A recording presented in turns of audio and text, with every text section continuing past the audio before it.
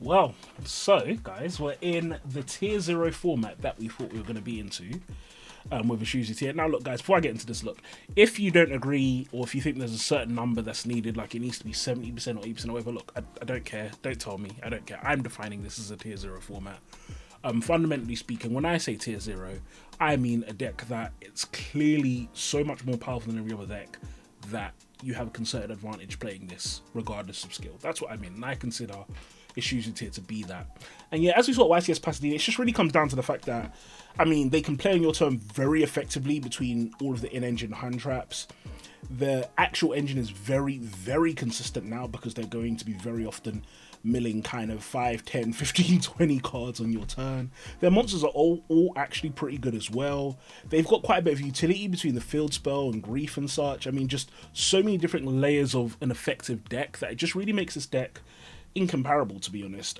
Yeah, by far the best deck. I don't think it's likely to change anytime soon. As for whether Konami will do an emergency ban list, I don't think so. If they do, that would be awesome, but I mean, they didn't do it in the OCG. I don't know if there's any difference between OCG and TCG, but I'd be surprised if Konami suddenly now decided, especially as they knew this was coming. I mean, they released the deck and we've been seeing it do the same nonsense in OCG for ages. So yeah, Tier Elements, tier 0 quite clearly. So really now, the meta, fundamentally speaking, works like this. And it's good and bad, actually, I'd say. If you want to play the best deck, play a Shuzu tier. However, a lot more decks are close to Rogue, because if you can counter Tier Elements, you will beat a lot of your matchups. Do you get it? So the meta has devolved into tier and everything that can beat tier. And so that's kind of good, because even though there's very few decks that will actually beat tier, you can sack them with things like Shifter and Dweller and such, which is quite nice. So Pendulums, I'm actually going to put them low tier 2, low rogue. I even say high rogue. I just don't think it's good enough. I think it's too slow. I think requiring 3 cards to even play the game is a problem. Yes, they can search Necro Valley, which is good against Tier, but as you said, Tier has got utility. And even with Necro Valley, you're not necessarily going to dominate them in every matchup because they do have things like Sulliek and such. Their monsters are actually quite big. And little things like that will make the deck quite hard to deal with, even if you're going to be searching Necro Valley. I mean, just relying on that isn't going to be enough, in my opinion. So that's why I don't think Pendulum is amazing. Sky Striker did get a lot of support. I don't think so. Here's the thing.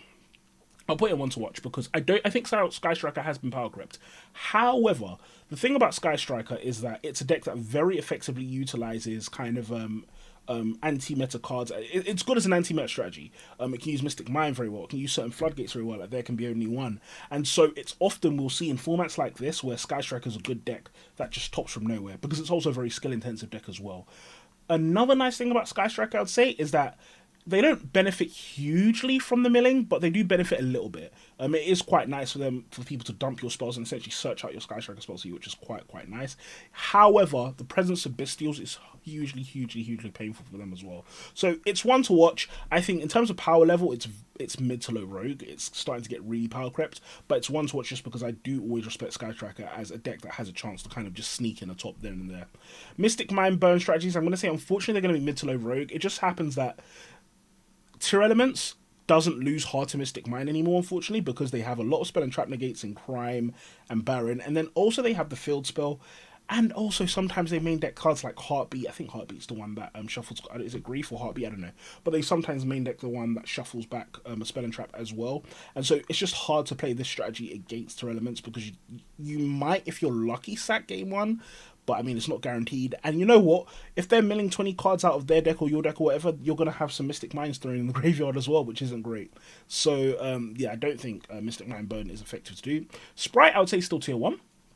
Still a very good deck. The main disadvantage, obviously, is now vastly overpowered by Tier Elements. However, what's nice about Sprite is that it can main deck Dimension Shifter. Out of all of the Dimension Shifter decks, I would say this and Flunder are the 2 best, because even though Sprite can't play as well as Flunder under Dimension Shifter, the added utility and such they have, and the fact that they can combo a bit better than Flunder, I won't say better, but Flunder will normal summon Rabina and then do a bunch of stuff, but all of their monsters, other than that, don't do much. If you get rid of 1 or 2 monsters on board, they struggle. Sprite, on the other hand, each monster will turn into more and more advantage, which is quite nice, and the monsters are a bit bigger and hard to deal with than the little Flunder monsters.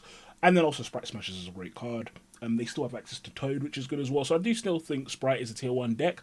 I think Runic Sprite is no longer the best variant, however. Again, it's just that Mystic Mine is less strong. Runic is too slow, and it hasn't got the advantage. It hasn't got the engine advantage over Terra Elements anymore, where it's just going to be drawing cards. That's not enough, because it's very, very easy for, firstly, for Terra Elements to catch up and get in the game. And also, when you try and resolve your fountain, they're going to shuffle your cards back, which is hugely problematic. So yeah, definitely Sprite, still tier 1. I do think Pure and Beaver variants are better, and Brave variants even maybe. But unfortunately, Runic Sprite is a lot worse. Dragons, I'm going to put in low tier 1.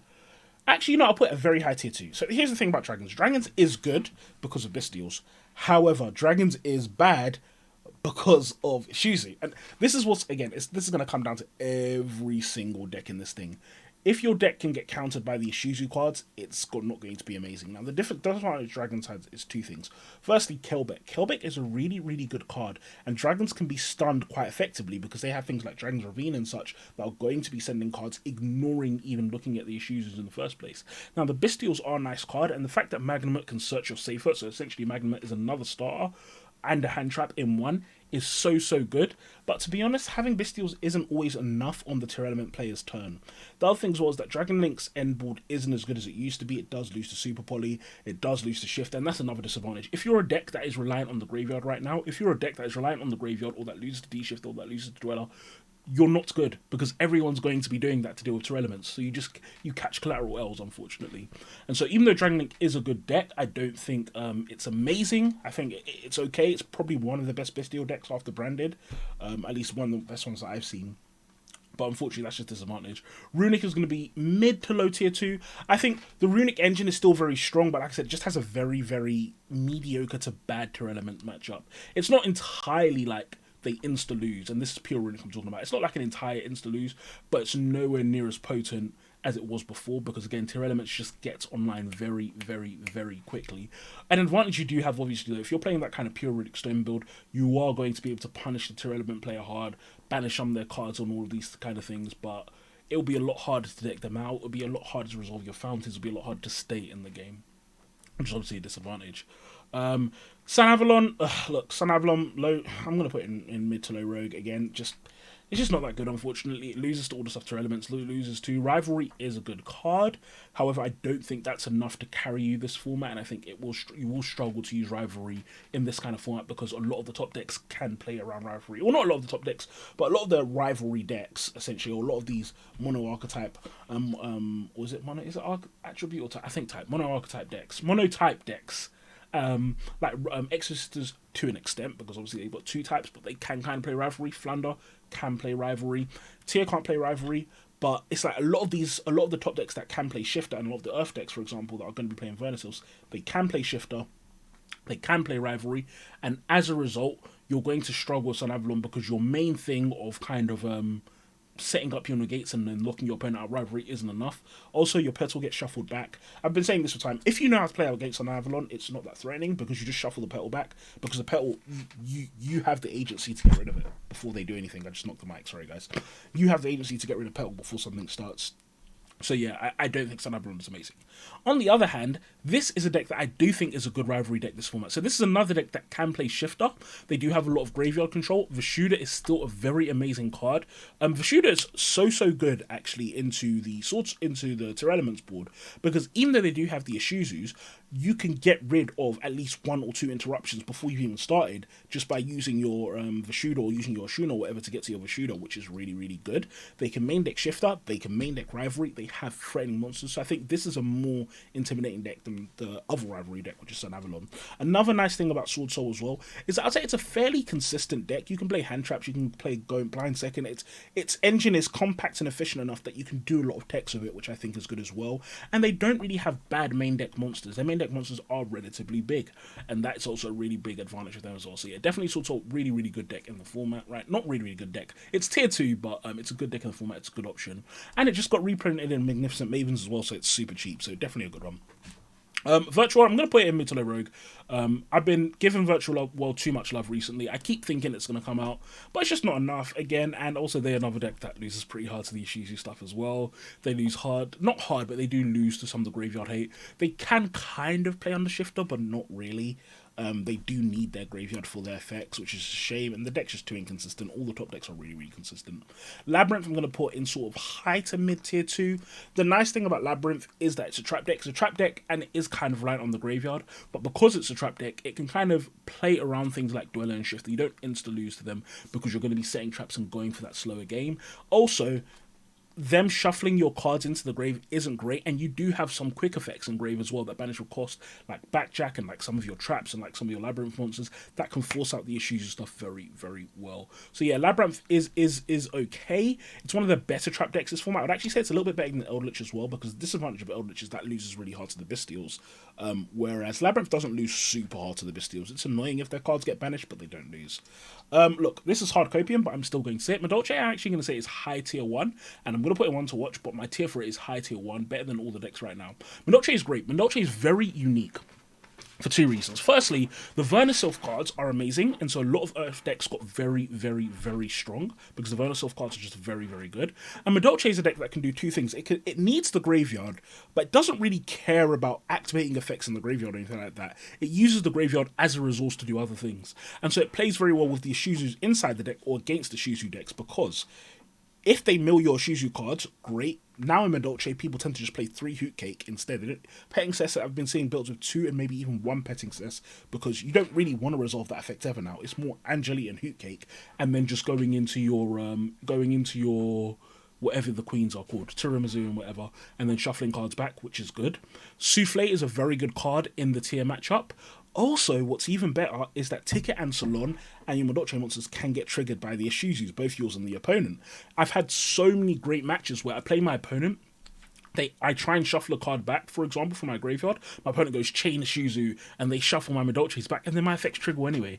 And it's just so, so good. They don't lose to getting decked out as well, which is quite nice because of Chateau, and because their thing is shuffling cards back. They can main deck Shifter if they really want to as well. It's not amazing in Madolche, but they can main deck Shifter again because they don't really care about the graveyard. They have certain lines they can do turn 1. Fenrir is also a card that is very easy to play because of Earth deck with the Vernisylph, so it just synergizes very well. In general, I'd say Madolche is a very, very good deck at the moment, and definitely one to watch. So I'd say in terms of strength, it's high tier 2 and probably one of the better rogue decks this format. Definitely, guys, look at it. Drytron, look, guys, I'm going to go as far as say Drytron is non-meta this format. This format is literally just hate for Drytron everywhere. Bestials hard counter Drytron. Ishizu hard counters Drytron. All of the Dwerens hate and stuff like that in the format hard counters Drytron. I mean, everything in the format is just geared towards making this deck not strong. And it's so sad because we went from last format for it being probably a pretty good deck to this format where I genuinely say it's not even rogue. Like, I'll be so shocked if someone tops with Drytron because it's just so hard to play this deck. You get punished from everything, just left and right. You clutch collateral L's. It is quite nice because it can make things like what's that called, Vanity's Fiend or whatever, Vanity's Ruler, and it can make the Immorph Factor Pain, which is kind of okay. But it's just not enough this format. You will just kind of catch a lot of collaterals and you'll just lose because every deck in the format is geared towards beating the graveyard, and Drytron is heavily graveyard reliant. Dinosaurs, I'd say they're probably mid to low rogue, just nothing special about them. Again, the graveyard hate is pretty painful and they can't do much about playing around things like Shifter and such. They also have another thing as well, and this is to do with Drytron as well. These decks have very bad Flunder matchups, and Flunder, as you'll see later, is a very good deck this format, and a deck a lot of people will flock to as a result of this format. And so, yeah, just it's not a good deck at the moment. Gren Marjorie, I'm going to put low rogue, but one to watch. Gren Marjorie has a bit of a chance this format just for being a simple deck that doesn't really care about a lot of the stuff that's happening. It's a bit irritating to have a lot of your cards milled by Ishizu and Gren Marjorie because you'd rather they were banished. But, I mean, it can play Shifter, you can play Golden Strongbird or whatever decks, it can play Dangers. It does have a few advantages which do make it quite good this format. The disadvantage, obviously, is that there is kind of a lot of, monster effect negation, so people, to enter elements matchup, they're going to have cards like Suliak and such, which is going to be hard for you. But there's not a lot of hand traps. And so, for example, if you can get a lot of cards banished and you just normal summon a Gren Marjorie, a lot of the times they can't do a lot about it if they haven't got the field spell up. And this is going to apply in other matchups as well. So it's low rogue, but still one to watch, but I'm not going to put in that column. Tri Brigade, again, I'm going to say low tier 2, high rogue. And as you can see, the power level of the decks has really, really, really kind of spread down if you look at the last tier list, because Tier Elements is so much stronger than everything else, and then Sprite, in my opinion, is so much stronger than everything else as well. I think after tier 0 and tier 1, the gap is so huge, and that's why there's so many decks in these lower tiers, which is a bit of a shame. Flunder is the other tier 1 decks, and I'd say Flunder and Sprite, I'd say, are about the same level.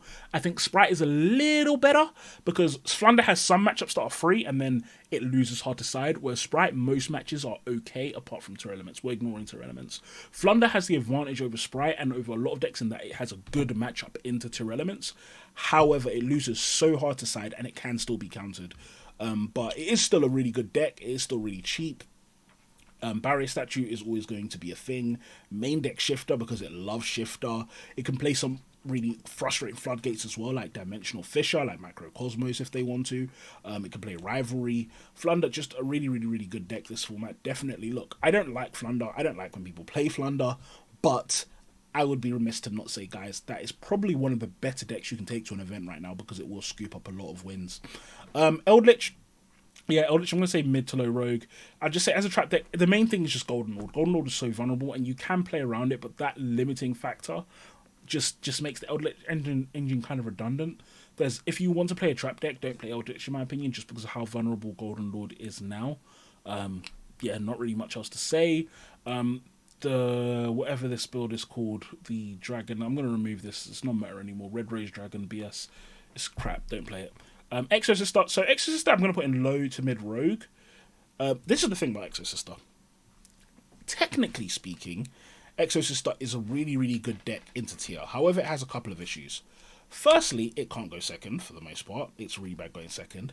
Secondly, the thing about Exosister is that it's actually quite weak in terms of what it does. It's got 4 banishes, great, but it's quite reliant on, for example, having opening certain cards in the opening hand, having the traps, and then your opponent playing in a certain way. Because if they can force out your first, effect by imperming that or whatever, or having some sort of effect that dodges the is it Magnifica or whatever, so that you're forced to fuse, then you lose a banish. If they can tribute or get cards away from the field, or if it's like Tier Elements and Shuzu where they put so many cards in the graveyard and you just don't have enough banishes, you lose to that as well. And that's why I think we haven't been seeing as many Exosisters succeed. The other thing as well about Exosister is that while it has a good tier matchup and while it's okay against the Bystials, it doesn't have an amazing matchup against everything else. And so it's kind of like that deck only really beats tier. It doesn't really beat hardcore anything else. And so as a result, that's why I don't think Exosister is as amazing as it could be. Salad is going to be one to watch. Both Salad and Marincess, it's the same deck. I think Marincess is worse, but they're one to watch. So the nice thing about Salad is that it plays quite well in this kind of Yugioh format of throwing cards in my graveyard. Even though shuffling cards in the grave is a bit annoying for Salad, just having that ability is quite nice. It has utility that's not monster based, which is good because right now there's a lot of interruptions like Lava Golem and such, which just get around your monsters having effects. And then it's non-light or dark, so it doesn't lose to Bystials. So yeah, Salad is definitely one to watch. And another great thing about Salamangreat as well is that by being a Cybers deck, has access to the whole Cybers toolbox of like access code and all of that stuff, which is really, really great. So yeah, definitely one to watch. In terms of power level, probably high Rogue, maybe low tier 2, but yeah, I think Salad is definitely one to watch as well. Mathmech, unfortunately, I'm going to put into high Rogue.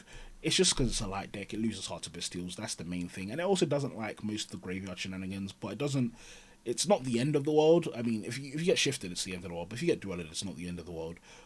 But it's still not great, this format, because if you get Bystialed, that is pretty much the end of the world. All of your cards are targeted to that, which is really, really horrid. Punk is not that good, unfortunately. Punk's going to be mid to low Rogue. It's just a graveyard. It's pretty much a graveyard-centric deck as well. It's not going to be amazing. DDD is a trap deck. Look, guys, I don't like this deck. I think it's bad. Ignistar is okay. So the thing about Ignistar is that a rival is always going to be a great monster. However, there's a couple of things. A lot of people are playing outs to a rival like Avramax, which is a bit unfortunate. Then, on top of that, you can play around Bystials and you can play around Ishizu cards with a rival. You can not use Baruru's effect on field, for example, and that kind of plays around the Ishizus, or it plays around Kelbeck at least. And you can kind of like get to your rival with certain Saki combos. I'd say remove the Mathmex for the most part. They're different attributes, so they don't lose hard to Bystials. However, you do still lose to things like Shifter, and Tyr is a better engine than your deck. fundamentally speaking. You can throw hand traps at tier all day and still lose, and so just shoving hand traps in Ignis is not going to be enough either. And so because of that, I'm going to say it's again similar to Mathmech. It's going to be a good rogue deck, but not amazing. ABCs, I don't know why this is there. This is not a relevant deck. It's a graveyard deck, so it's just going to be crap. Altergeist, I'm going to say, is mid to high rogue. It's a trap deck. It's better than a lot of these because it doesn't, even though it likes the graveyard, it can play without it. It's similar to Labyrinth, where it's like if you can play Shifter in Altergeist if you want to, because even though you do like your cards hit in the grave, you can play slowly enough that it doesn't hurt you as much as it hurts your opponent, which is quite good. But yeah, it's okay. It's not amazing. It's still rogue. I wouldn't even tier it. Branded, I'm going to tentatively put high tier 2. So Branded is weird. It plays really well with the Bystials. However, the Shuzu cards are painful for it, but I am convinced that Branded can actually be a good deck. It just needs to be built and played differently. Right now, we play with a lot of graveyard focus, but this deck actually plays well under the banish. This deck doesn't lose hard to Dweller, and it doesn't lose hard to Shifter. It can actually play Shifter as well. And so I do think there is a way for Branded to succeed. It just needs someone to show us the way, show us the light. I do have potential, so I'm actually going to put Branded in one to watch as well. Another thing as well is Mirror Jade is still one of the best boss monsters ever created. And I think just because of that as well, it's got potential, because Mirror Jade can still wipe your opponent's board and cause huge issues for them. Now, Vernisylphs. I've been testing a lot of these Earth decks, and Vernisylphs are actually really, really good. Unfortunately, the power level of the game has crept a lot. So in terms of power level, I'm going to put them as sort of mid-tier rogue. They're not a bad deck by any stretch of the imagination. If they get a little bit more support, they could potentially be a meta deck, because they have a lot of interesting loops. They can put out things like a Morphage Goliath really, really quickly. Some people are playing Grand Tusk Dragon as just kind of quick effect removal. And Vera, the Vernisylph Goddess, is a very, very good boss monster. It's one of the best ones we've seen in a while. She just has a lot of effects and does a lot. And the Vernisylph cards are all good. But in spite of that, I still wouldn't say that it's worth playing. I still wouldn't say that it's worth playing this deck if you want to be competitive. Play if you want to have fun, but don't play if you want to be competitive. And then lastly, Naturia. Naturia is going to be the Earth deck that I'm going to say is one to watch. So in power level, I'd say it's mid-tier 2. Probably better than these, actually. So what's nice about Naturia is this. Firstly, it plays very well with the Ishizu cards. Again, it loves cards put in the graveyard. Sacred Tree is not once per turn, and so you can keep resolving that if they mill your graveyard. It plays the Ishizu shuffle backs really well as well, because that lets it put back Sacred Tree in your opponent's graveyard. It can spam out cards like Naturia Beast. The Naturia monsters are all quite old, so they don't have any once, or a lot of them don't have once per turns, and so you have cards like Antjewel that can keep summoning. You have cards like Sunflower that can keep negating, Naturia Beast that can keep negating, Barking, keep negating, all of that, which is really, really good. Now, Naturia's biggest weakness, I would say, is that it struggles to out big monsters, and unfortunately, all of Tier's boards are big monsters, which does hurt it a lot. But in spite of that, I do still think it's a good deck, and you have the advantage in Naturia that most people don't know how to play against that deck. And when people don't know how to play against the deck, they will make mistakes, they will fumble the bag. So I don't even think it's one to watch. In OCG, we did see Naturia top. I think a guy went 9-0 in a tournament, played like 5 or 6 Ishizu tiers, and he didn't drop a game the entire tournament just because it was a good enough engine, had the surprise factor, and all of that. So I do think it's a good deck, one to watch. Not necessarily in terms of power level as strong as these two, but definitely still a really, really good deck. So guys, look, that's the tier list. It is a bit sad to see everything's been kind of shifted and dumbed down, but look, that's the state of the game right now. So yeah, thank you all for watching, and I'll talk to you all soon. Peace.